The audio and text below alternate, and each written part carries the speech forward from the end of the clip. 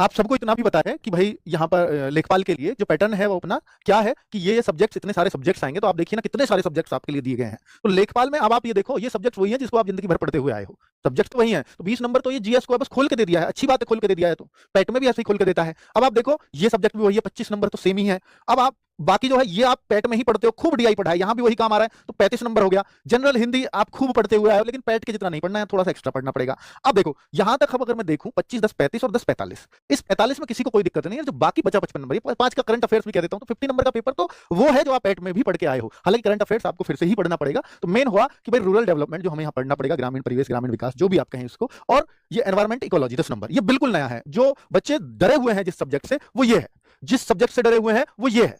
क्या इनका डर खत्म कर पाएंगे?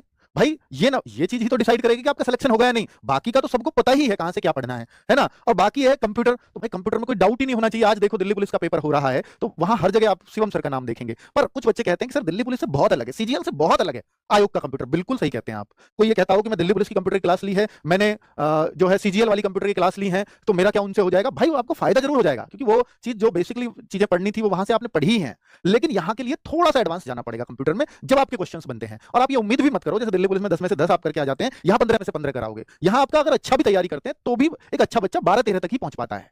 आप कोई कहे कि 15 में से 15 कंप्यूटर हो जाएगा, ये संभव ही नहीं है।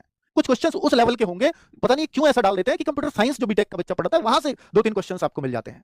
तो उस लेवल का तो कोई भी आपको नहीं पढ़ा सकता, लेकिन 12-13 क्वेश्चंस आपके बन जाएं, इसकी कोशिश हमारी रहेगी। हो सकता है कि आपका 1-2 क्वेश्चन छोड़ करके बाकी आप बना लो, लेकिन इतना तय है कि 12-13 क्वेश्चंस आप बनाओगे ही बनाओगे। ठीक है, मैं 15 की भी गारंटी दे सकता था अभी तो, पर मुझे पता है कि 15 बनाना इसमें कितना टफ है। जो कंप्यूटर साइंस से बीटेक करके आया शायद वो बना पाए।